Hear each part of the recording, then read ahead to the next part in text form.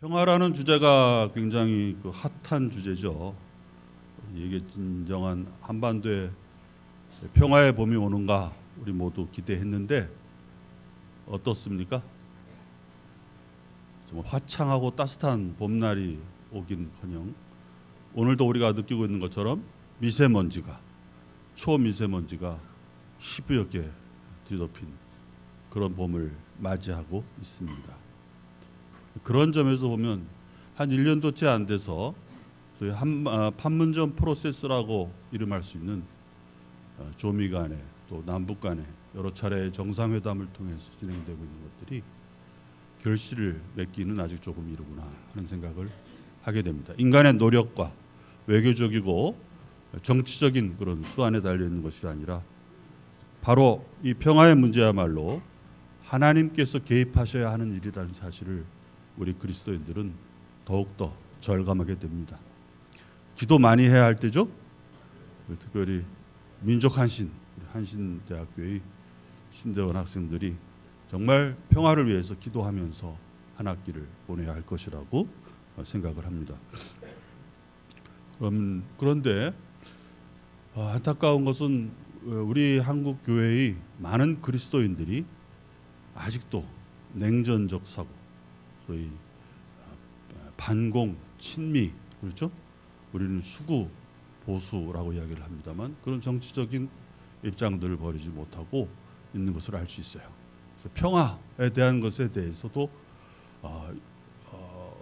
입으로는 혹은 머릿속으로는 좋은 것이다 생각하지만 남과 북의 대결의 국면, 남과 북의 상황에 대해서만큼은 평화와는 반대되는 생각들을 하는 겁니다.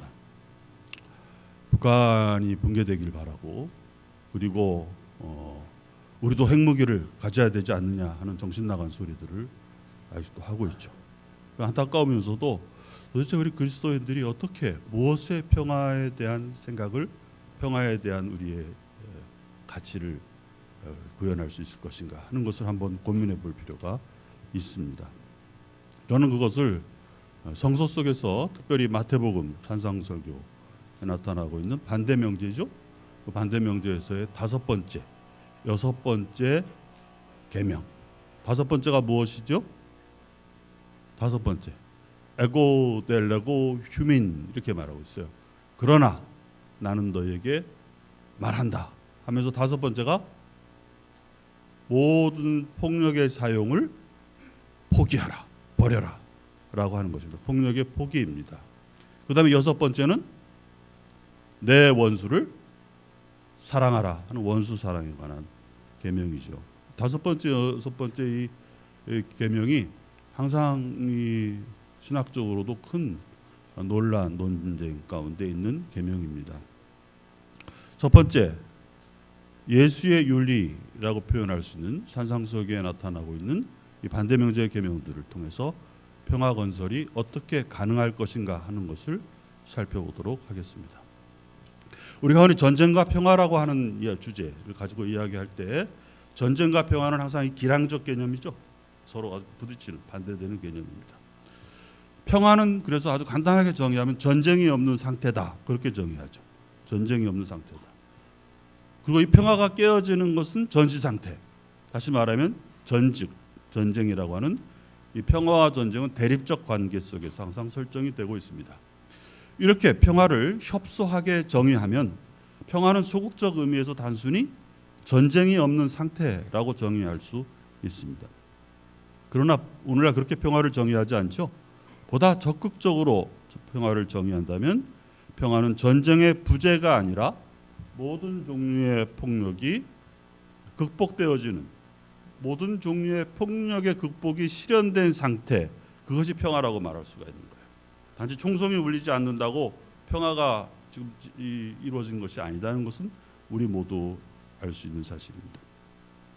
따라서 평화는 일시적인 전쟁의 중지나 종식보다 포괄적으로 폭력의 극복을 통해서 인간의 삶의 조건이 향상되어지는 과정이라고 정의할 수가 있습니다.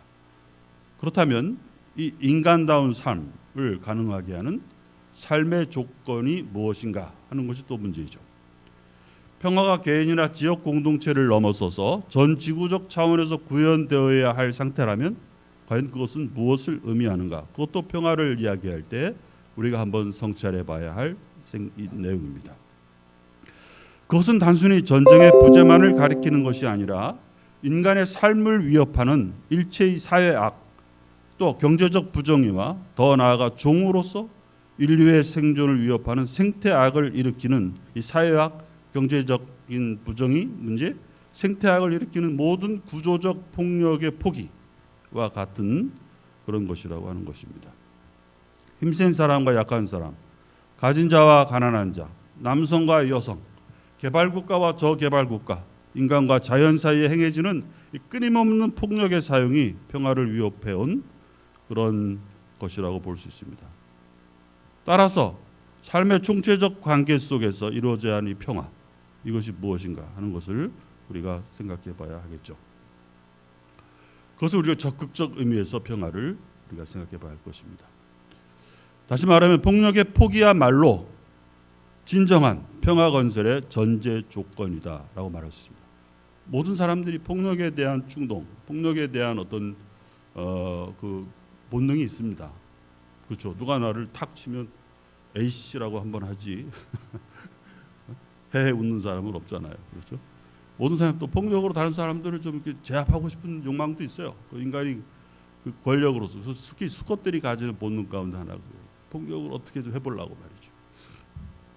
강한 나라가 약한 나라에 대해서 마찬가지입니다. 이 지구상에 살아가고 인간만 살아가고 있는 것이 아닌데 종으로서의 인류는 항상 다른 피조물에 대해서 다른 생명체들 그렇게 폭력으로 억압하고 착취해왔던 것이 사실입니다. 이것을 어떻게 포기할 수 있을 것인가? 다시 말하면 평화의 실현은 어떻게 가능할까 하는 것입니다. 폭력을 포기하는 것이야말로 평화를 실현하는 절대적 조건입니다. 그런데 어떻게 적대적으로 가득 찬 이 갈등의 현실 속에서 무조건적인 폭력의 포기가 가능할까요? 저는 그것을 예수의 산상설교에 나타난 폭력의 포기와 원수살아의 계명에서 찾아보려고 합니다. 이것이 기독교 평화윤리의 토대 놓기의 첫 번째 작업입니다. 우리 거기에 나오는 성경 말씀들을 한번 크게 같이 읽어봅시다. 시작. 나는 너희에게 이르노니 악한 자를 대적하지 말라. 누구든지 내 오른뺨을 치거든 왼편도 돌려대며 또 너를 고발하며 속옷을 가지고자 하는 자에게는 겉옷까지도 가지게 하며 또 누구든지 너로 억지로 오리를 가게 하거든 그 사람과 심리를 동행하고 내게 구하는 자에게 주며 내게 꾸고자 하는 자에게 거절하지 말라. 또 내 이웃을 사랑하고 내 원수를 미워하라 하였다는 것을 너희가 들었으나 나는 너희에게 이르노니 너희 원수를 사랑하며 너희를 박해하는 자를 위하여 기도하라.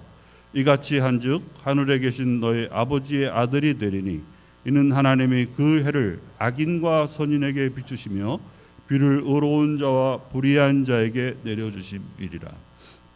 신약 성서 공부를 할 때 많이 배우겠지만 예수께서 이 원수 사랑의 이 근거 이유를 이 자연에서의 소위 어떤 그 현상, 햇볕이 또 비가 선한 사람에게만 내리는 것이 아니고 쪼이는 것이 아니고 악한 사람, 선한 사람 모두에게 내리지 않느냐. 조물주 하나님은 그와 같이 모든 사람들에 대한 기본적인 삶의 어떤 조건들, 삶의 지속을 염려하신다 하는 것을 토대로 이야기하고 있는 것을 알 수 있습니다. 어쨌든 우리가 함께 읽었지만 이대로 사는 것은 참으로 어려운 일이죠. 산상설교는 바로 그리스도의 핵심적 계명을 포함하고 있는 신약 성서의 중요한 텍스트입니다. 예수가 공생애 중에 제자들과 군중들에게 선포했던 이 하나님 나라의 도래와 율법의 성취에 부합하는 삶의 계명이 바로 산상설교의 내용이라고 할 수 있어요. 그런데 이 산상설교에서 우리가 어떤 윤리적인 의미들을 발견하기 위해서는 산상설교에 대한 해석사와 영양사를 우리가 주목해야 합니다. 논쟁의 초점 가운데 하나는 산상설교의 직접적인 수신자가 누구냐 하는 거예요. 제가 여기서 지금 이야기할 때 청중은 여러분이십니다. 그렇죠? 예수께서 산에 올라와서 입을 열어서 말씀하실 때 많은 무리들이 모여들었어요. 예수께 나왔어요. 예수님이 자리에 앉으시고 입을 열어서 가라사대 시작되는 겁니다. 그럴 때 그 청중이 누구냐라고 말할 때 많은 무리, 1차적으로 청중은 많은 무리죠. 그런데 수신자는 조금 다른 뉘앙스예요. 누구에게 그 계명을 향하셨느냐. 청중, 일반적인 청중과 수신자는 또 다른 문제예요. 그 수신자가 누구인가 하는 것이고, 또 다른 하나의 문제는 산상설계의 반대 명제인 이 폭력의 포기와 원수 사랑의 계명 같은 급진적이고 철저한 계명이 과연 실현 가능하냐 하는 것입니다. 실현 가능하냐. 이 두 가지, 이것이 중요한 포인트입니다. 먼저 산상설계에 담긴 구체적인 예수의 계명에 수신자가 누구인가 하는 것입니다. 산상설계 선행 구조에 보면 그 장면에 예수를 쫓는 무리들 가운데는 유대인뿐만이 아니라 이방인들, 북쪽의 두로와 시돈, 레바논 쪽이죠. 거기서 온 사람들과 남쪽 지방에서 온 이두메인들까지 있었음을 보여줍니다. 바로 첫 장면은 예수가 이 무리를 보시고 산 위에 올라서 앉고 입을 열어서 말씀하시는 것으로 묘사되어 있습니다. 문제는 이 두 개의 그룹이 이 장면에 동시에 등장하고 있다는 것입니다. 예수를 쫓는 군중들, 오콜로이, 그렇죠? 또 예수에게 가까이, 좀 더 이너서클, 가까이 나온 제자들, 마테타이, 이 두 개의 그룹이 예수 앞에 지금 있는 것입니다. 군중과 제자들, 이 두 그룹이 예수의 말씀을 듣고 있습니다. 이어진 팔복선언은 그 말씀을 듣는 자들을 구별하지 않고 바로 심령이 가난한 자는 복이 있나니 뭐 이렇게 라고 말합니다. 그런데 13절부터는 예수께서 너희는 세상의 소금이다, 너희라고 직접 지칭하는 대목이 나옵니다. 이 그들이 바로 이 너희라고 지칭을, 호명을 받은 자들이 바로 예수의 산상설계의 수신자다, 이렇게 말을 할 수가 있어요.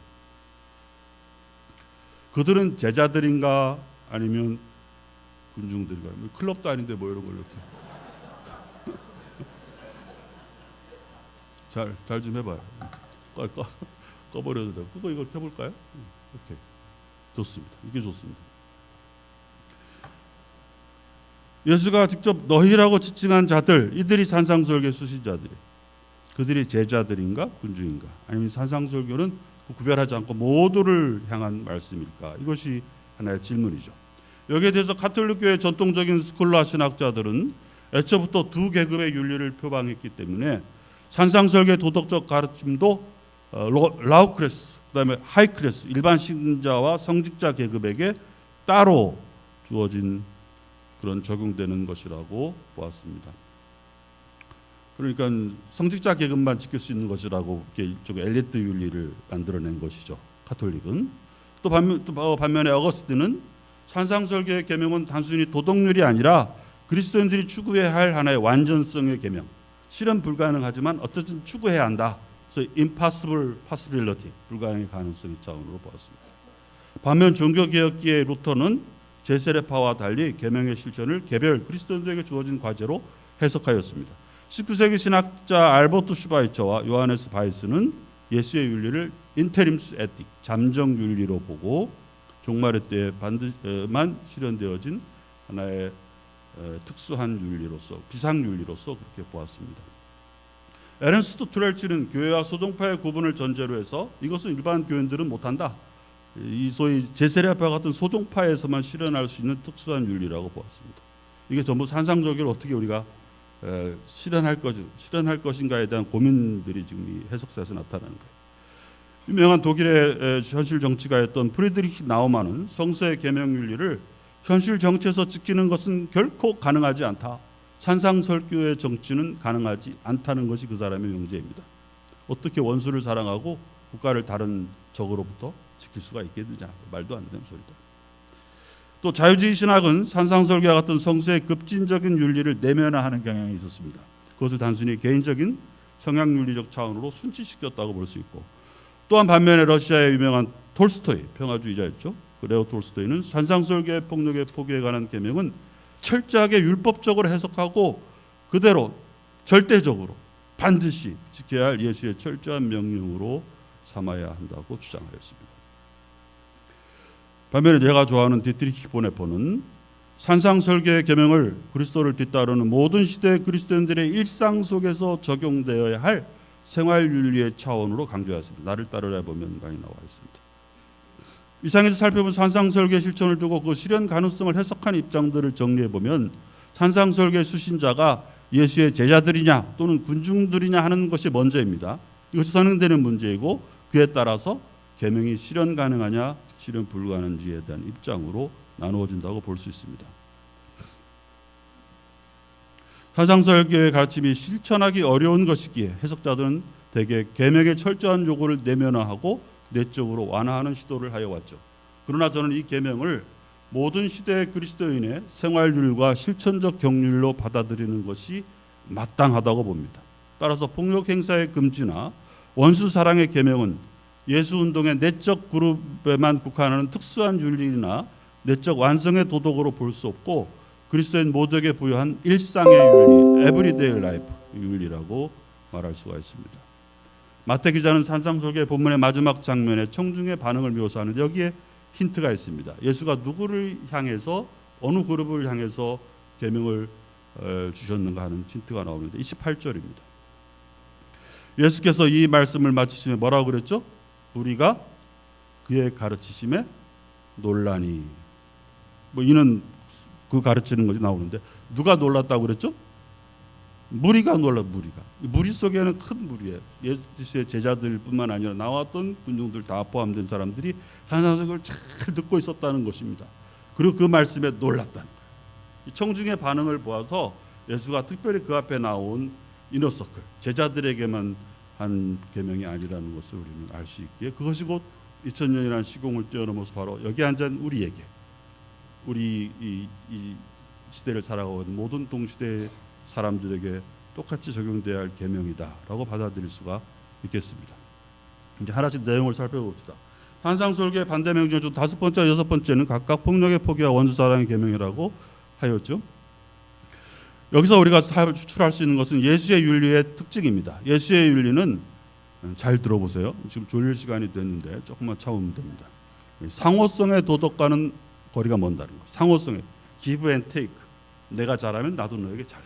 내가 너에게 무엇인가를 원하면 나도 너에게 그만큼 해줘. 서로 주고받는 딜이에요. 딜. 예? 딜. 이 상호성의 도덕이 아니라 일방성의 윤리라는 점입니다. give and take가 아니라 give and give예요. 상대방의 그 어떤 반응과 조건에 관계없이 내가 하는 것이에요. 내가 해야 하는 것이에요. 그것이 일방성의 윤리라는 것입니다. 산상설교에서 황금률은 상호성의 도덕에 관한 대헌장이라고 말할 수 있어요. 7장 12절인가 나오죠. 무엇이든지 남에게 대접을 받고자 하는 대로 너희도 남을 대접하라. 이것은 성세만 나온 것이 아니라는 거 다 알고 있죠. 동서고금 모두 동양의 지혜 모든 뭐 다 나와 있습니다. 이 보편적인 지혜의 경륜로 간주할 수 있는데 이것이 바로 상호성의 규범이었어요. 그런데 우리는 이것이 모든 규범 중의 규범, 모든 규율 중의 근본 규율이라고 말합니다. 그리고 사회적 관계 속에서 인간의 행동을 규정하는 근본 규범이라고 말하고 있어요. 인간이 왜냐하면 서로에게 의존해 있기 때문에 인간의 행위의 규범으로서 황금줄보다 더 나은 것은 없습니다. 당연히 철학자 칸트도 이것을 소위 도덕법의 소위 정언 명령에서 표현을 했죠. 이것이 인간의 사회생활에서 엄격한 상호성에 기초한 규범이 바로 법입니다. 법.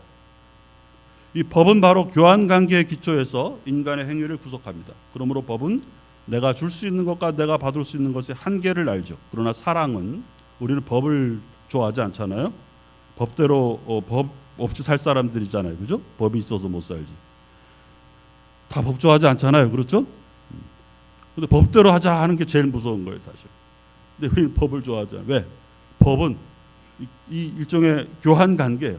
서로 상호성의 기초에서 아주 근본적이고 엄격한 통제가 있는 것이 법입니다. 그러나 우리는 그것이 아니라 사랑을 좋아하죠. 사랑은 그 한계를 알지 못합니다. 때로는 사랑은 상호성에 기초한 법을 상대화시킵니다. 법은 상호성에 기반하여 상대방과 자신을 교환적인 응보의 정의에 입각한 질서에 위치시키죠. 그렇게 되면 상대방이 나에게 폭력을 행사하는 정도의 상응에서 되갚아주는 보복행위가 정당성을 가지게 돼요. 이런 모든 상호성에 입각한 행위의 도덕은 이타적, 자기승적인 행위에 일방성의 차원을 인정할 수 없는 것이에요. 그래서 구약성서에서는 복수동태법 같이 호혜적, 교환적 차원의 인과응보의 정의를 구현하는 데 그쳤던 것입니다. 또 오늘날 힘의 균형 같이 냉전시대의 국제질서를 지탱한 정치적 현실주의 노선의 대표적 슬로건과 같은 것을 보면 상호성의 도덕은 그 한계가 이미 드러나 있다라고 말할 수 있어요. 바로 그것을 넘어서 예수의 윤리에서 우리는 평화의 새로운 질서를 발견하게 됩니다. 그것이 바로 일방성의 윤리이며 산상설계의 반명제인 폭력의 사용의 포기와 원수 사랑에 나타난 예수 윤리의 핵심적인 에토스입니다.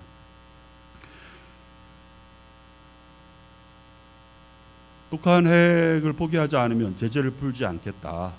또 북한의 체제를 보존해주지 못하겠다. 북한은 제재를 풀지 않으면 우리가 핵 어떻게 왜 우리가 미쳤냐? 왜 핵 푸냐?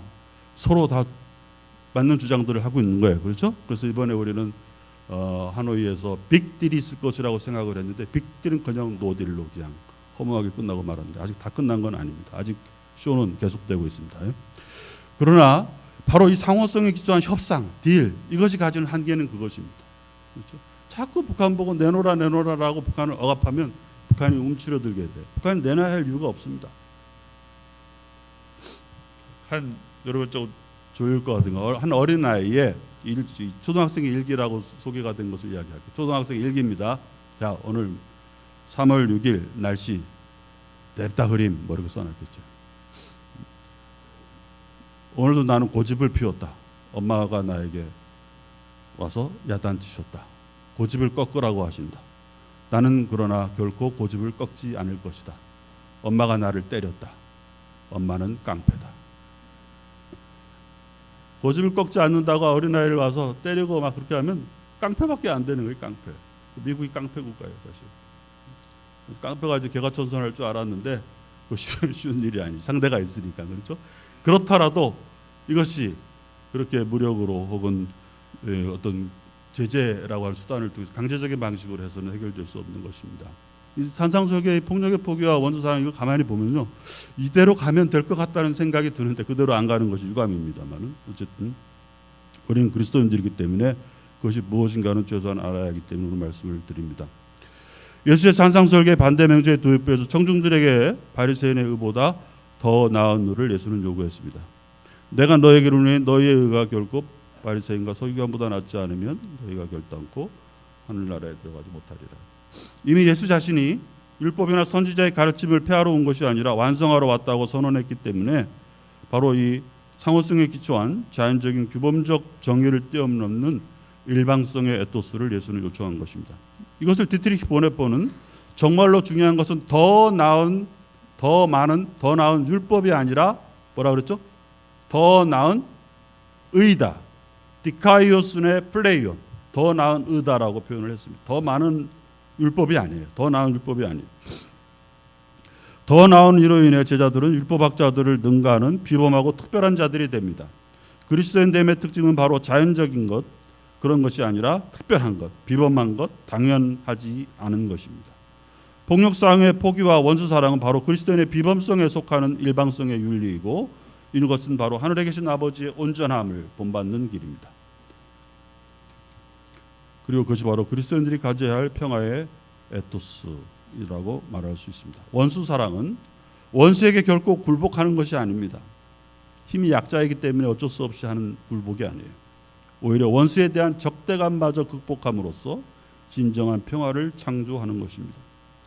산상설계 폭력의 사용의 포기와 원수사랑의 계명은 군사적 수단을 통한 갈등 해결과 핵무기 경쟁을 통한 핵우위 전략으로 얼룩진 세계의 현실에서 보면 너무 이상적이고 추상적인 종교적 계율이라고 치부할 수 있습니다. 그러나 상호적 대화 무력 사용을 통한 갈등 해결과 분쟁이 인류의 역사에서 얼마나 큰 재앙을 초래했는가를 생각해 보면 안보가 아닌 새로운 길, 비범한 길, 결코 당연하지 않은 선택을 통해 화해와 평화의 길을 모색하는 것은 피할 수 없는 윤리적 당위입니다. 이제 화해와 평화의 공동의 미래를 열어나가기 위해서 이 세계에는 적대적 세계에 뿌리내린 공포의 균형 논리가 아니라 평화에 대한 상상력이 필요하고 우리 신학생들은 특히 평화에 대한 상상력을 예언자의 상상력이에요. 또한 타자에 대한 혐오와 배척이 아니라 타자와 공존하는 평화의 감수성이 절실히 요구됩니다. 평화의 감수성.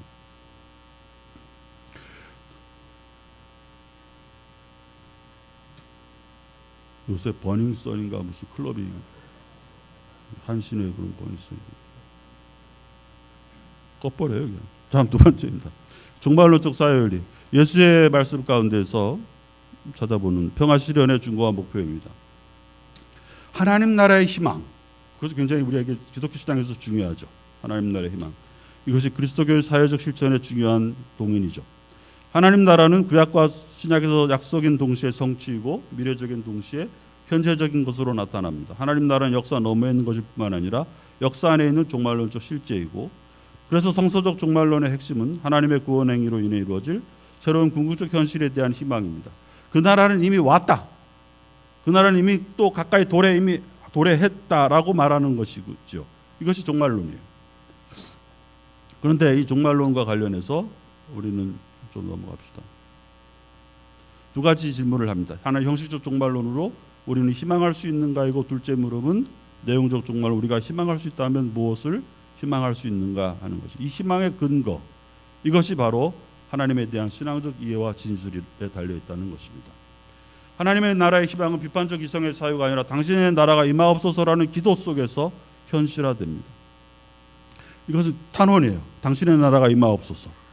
그러므로 이 희망은 인간의 삶 속에서 주어지는 허락이고 은사인 동시에 과제입니다. 이 희망은 기도 속에서 허락되고 현실화되고, 더 나아가서 이 현실을 가로막는 모든 세력에 대항하는 투쟁으로 이끌어갑니다. 희망은 기독교적 행동을 낳고 기르고 이끌어갑니다. 굉장히 좋은 표현이에요. 그렇죠? 희망은 기독교적 행동을 낳고 기르고 이끌어간다. 희망이 없으면 아무것도 할 수 없잖아요. 그러므로 하나님 나라의 종말론적 희망이 기독교인의 행위의 동기와 준거와 목표를 밝히는 것이라는 점에서 그것은 기독교 사회의 근거와 목적 및 한계를 밝혀주는 빛이 됩니다. 여기에서 가라사대 때가 찼고 하나님 나라가 가까웠으니 회개하고 복음을 믿으라는 예수의 공생의 이 하나님 나라에 대한 고지는 바로 그것에 상응하는 인간의 행동을 요구하는 것, 다시 말하면 하나님 나라의 선포로 시작되었다라고 할 수 있는 것입니다.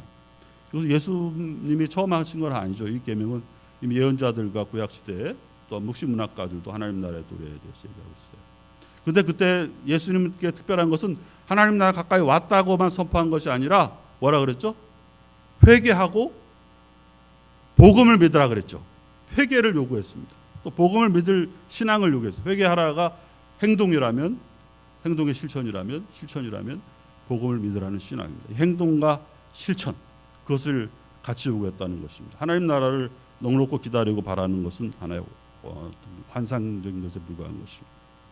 그것을 우리는 메타노이아라고 봅니다. 메타노이아라는 것을 가리키는 것은 근본적인 방향의 전환이죠. 개인적으로는 탐욕과 이기심의 자기중심적 욕망으로부터 타자를 향한 관심과 배려의 자세이고, 집단적으로는 갈등과 증오를 무력으로 해결하려는 전쟁으로부터 화해와 평화를 향한 전환입니다.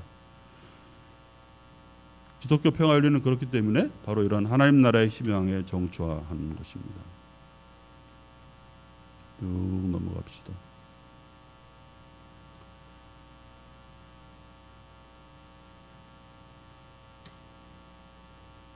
디트리히 보네퍼는 그리스도인됨을 기도와 사람들 사이의 정의의 실천 속에서 하나님의 시간을 기다리는 것이라고 했습니다. 그리스도인됨, 크게는 두 가지고 세 가지입니다.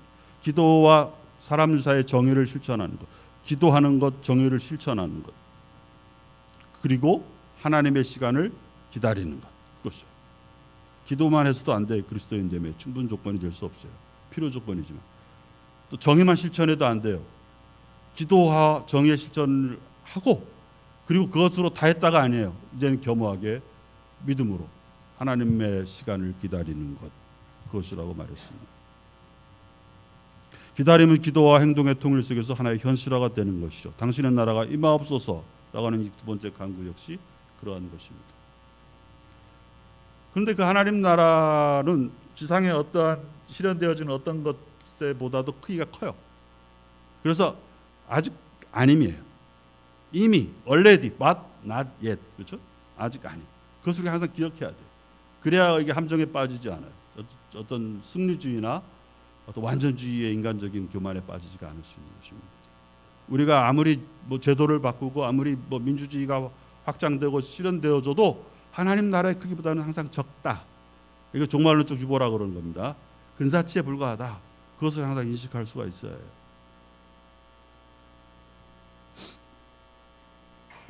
인간은 희망하기에 행동하고 또 행동할 수 있기에 희망하기를 그치지 않기 때문에 저는 하나님 나라에 대한 희망이 기독교 평화윤리의 하나의 종말론적인 토대, 근거가 될 수 있다 생각을 합니다.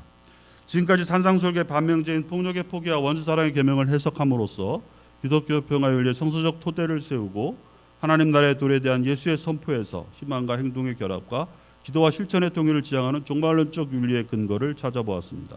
이런 것들을 통해서 내린 잠정적 결론은 다음과 같습니다. 감정적 결론은 첫 번째, 평화는 가능하다 하는 것입니다.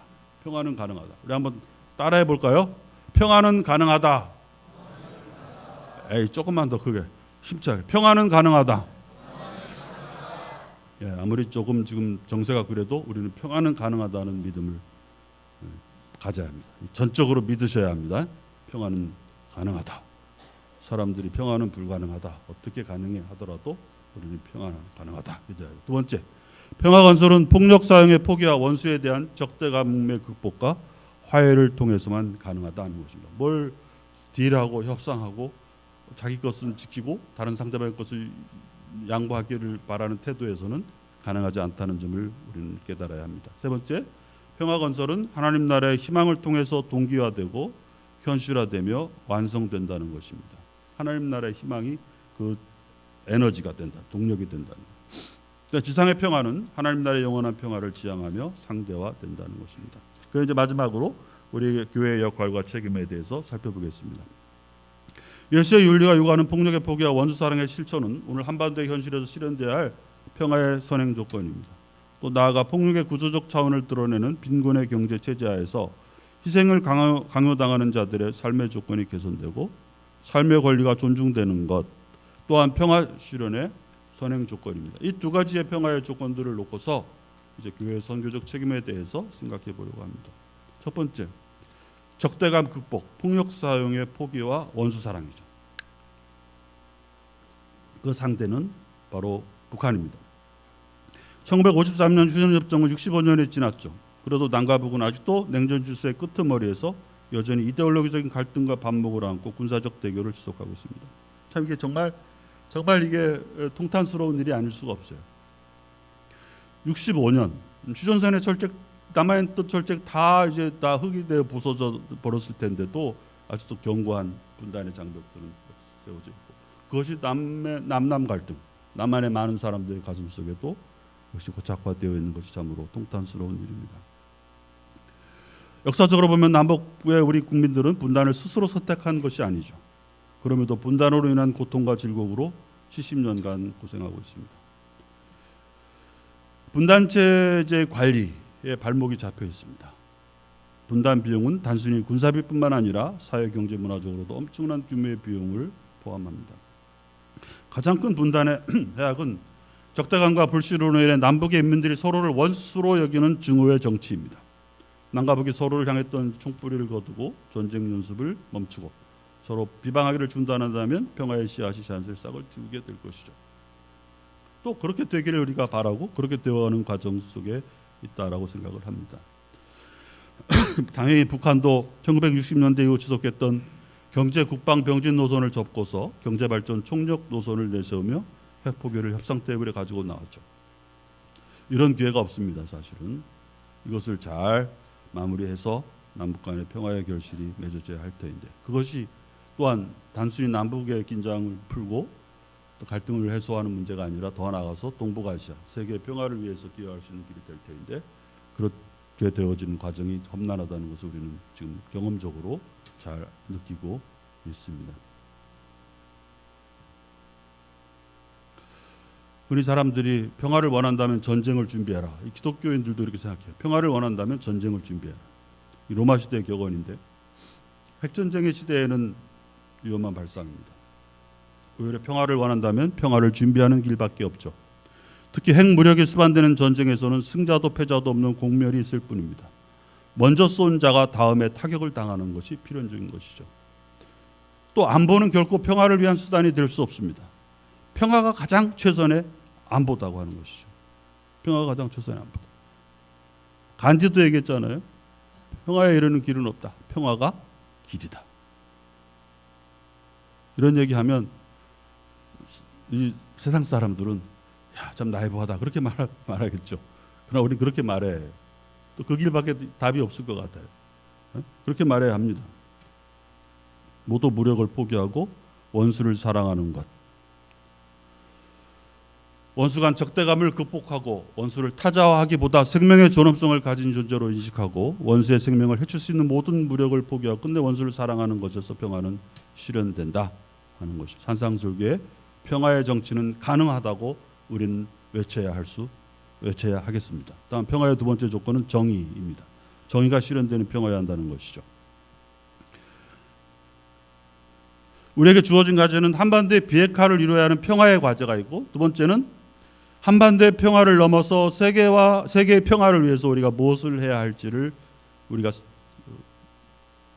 모색하고 그것을 감당하는 일입니다. 그것이 이제 원수 사랑인데요. 원수 사랑을 한번 저는 새롭게 한번 해석을 해봤어요. 이 신약 시대에 마태오 공동체의 원수는 누구였을까요? 종교적으로는 그들을 핍박했던 유대인들이고, 그죠? 정치적으로는 그들을 억압하고 있는 로마죠. 분명했습니다. 이 원수의 정체가. 그런데 2000년이 지난 지금 원수 사랑이라는 것을 말할 때 있어서 원수는 누구일까? 물론 내 집에 있는 남편이 원수일 수도 있고 그러겠습니다만은 그 원수가 아니고 이 원수를 새롭게 해석해야 할 필요가 있다는 것이에요. 저는 그 원수는 바로 오늘날의 타자다. 이렇게 생각합니다. 타자. 원수 사랑은 다른 말로 번역하면 타자의 사랑이다. 이렇게 말할 수 있습니다. 히틀러 시대에 디트리 보네퍼가 외쳤던 타자를 위한 교회에 관해서 말했을 때 그 타자는 누구였을까요? 히틀러가 아니라 바로 나치의 폭력에 희생되는 유대인이었습니다. 히틀러가 유대인을 증오와 분노 나아가 섬멸의 대상으로 삼았을 때 보네퍼는 원수의 타자성을 인식하고 원수 사랑의 계명을 교회가 실천해야 참된 교회가 될 수 있다는 의미에서 타자를 위한 교회를 말했습니다. 그리고 1930년대 그는 오늘 우리에게 예수 그리스도가 누구인가? Wer ist Christus für uns heute? 오늘 우리에게 예수가 누구인가를 물었습니다. 그리고 타자를 위한 존재인 예수 그리스도처럼 타자를 위한 교회가 되기 위해서 오늘 우리에게도 타자가 누구인가를 물었을 것입니다. 보네퍼처럼 우리도 오늘 우리에게 타자가 누구인가를 물어야 합니다. 저는 그 타자가 많은 사람이 될 수 있어요. 그러나 작년 한 해 동안 한국 사회를 떠들썩하게 했던 제주도에 찾아왔던 난민들 생각을 하면서 바로 지금 시점의 타자는 난민들 가운데서 찾아줄 수 있지 않을까 생각을 해보았습니다. 그들이 왔을 때 한국 기독교인들이 얼마나 많이 그 소위 히스테리적 반응을 보였습니까? 이제 여자들을 강간한다. 앞으로 이제 그렇게 무슬림들이 들어오면 앞으로 무슬림 천국이 된다. 얼마나 많이 적대적이고 그 타자에 대한 그런 것들을 내보였는지 몰라요. 근데 그것은 바로 우리 수준을 얘기하는 것입니다. 우리 수준. 종교 간 대화 무슨 에큐메니칼 이런 거 떠나서 우리가 타자에 대해서 얼마나 타자를 증오하고 타자에 대해 불안을 가지고 두려움을 가지고 적개심을 가지고 대하는가 하는 것을 보여주고 있는 것이에요. 평화의 조건인 원수 사랑의 실천 여부는 구체적으로 말하면 바로 오늘 우리 사회를 찾아온 난민에 대한 우리의 마음 자세와 태도에서 검증된다고 보죠. 또 다른 표현하면 우리 안에 있는 성적 소수자에 대한 우리의 태도와 실천에서 평화에 대한 우리의 감수성을 찾아볼 수 있는 것입니다. 자연에 대한 우리의 태도와 실천에서 평화에 대한 우리의 감수성이 입증되는 것입니다. 또 나와 의견을 달리하는 사람에 대한 나의 태도와 실천에서 평화의 감수성을 찾아볼 수 있는 것이죠. 평화는 전쟁 부조와 제한된 의미의 폭력의 극복을 통해 완전히 실현되는 것이 아닙니다. 전쟁과 폭력은 평화의 반대이지만 평화의 완성이 아니기 때문이죠. 오래전부터 진정한 평화는 곧 정의로운 평화, 저스피스로 천명되어 왔고 평화의 새로운 신학적 패러다임이 정화. 이제 평화만 가지고는 안 된다는 것이죠. 정의로운 평화여야 한다는 것이죠. 이사야에서도 평화는 정의의 열매라고 했고 시편에서는 정의와 평화의 입맞춤을 말할 때 그것은 단순히 수사적 표현이 아니라 샬롬이 곧 정의로운 평화임을 가르쳐주고 있습니다. 샬롬은 평화에 대한 성서의 기본적인 비전을 제시하는데 그것은 온전함, 치유, 정의, 평등, 연합, 자유 그리고 공동체를 뜻합니다. 정의로운 평화로서 샬롬은 1차적으로 구조화된 폭력을 비판하고 정의를 사람들 사이, 제도와 국가 안에 바로 세우는 것과 공동의 삶과 연대를 통한 새로운 질서의 구축을 전제합니다. 글로벌한 탐욕의 문화 속에서 시장경제의 희생자들, 실직자, 집 없는 사람들, 소외된 노약자, 차별받는 비정규직 노동자, 권리를 박탈당한 인종과 소수의 종교인들, 소수 종교인들, 성적 소수자 그리고 난민 이르기까지 불의하게 구조화된 폭력의 지배로부터 해방되는 것이 평화의 선결 조건입니다. 평화를 위한 노력에는 사회학이 제거되는 것뿐만이 아니라 인간의 기술 권력과 소비주의의 지배하에 멸종의 위기에 놓인 동식물과 토양, 물, 기후, 환경을 포함한 생태계 전반에 미치는 생태학의 폭력으로부터 해방되는 것도 중요합니다. 성서 속에서 인간과 자연의 적대와 소외가 극복되는 것이 바로 샬롬의 비전입니다. 정의와 평화가 결합된 평화가 정의로운 평화이며 또한 그것이 바로 인류가 지향해야 할 구원과 해방을 향한 바로 just peace, 그 평화라고 하는 것입니다. 정의로운 평화가 바로 그 평화다 하는 이야기를 우리 마음속에 기억할 수 있기를 바랍니다.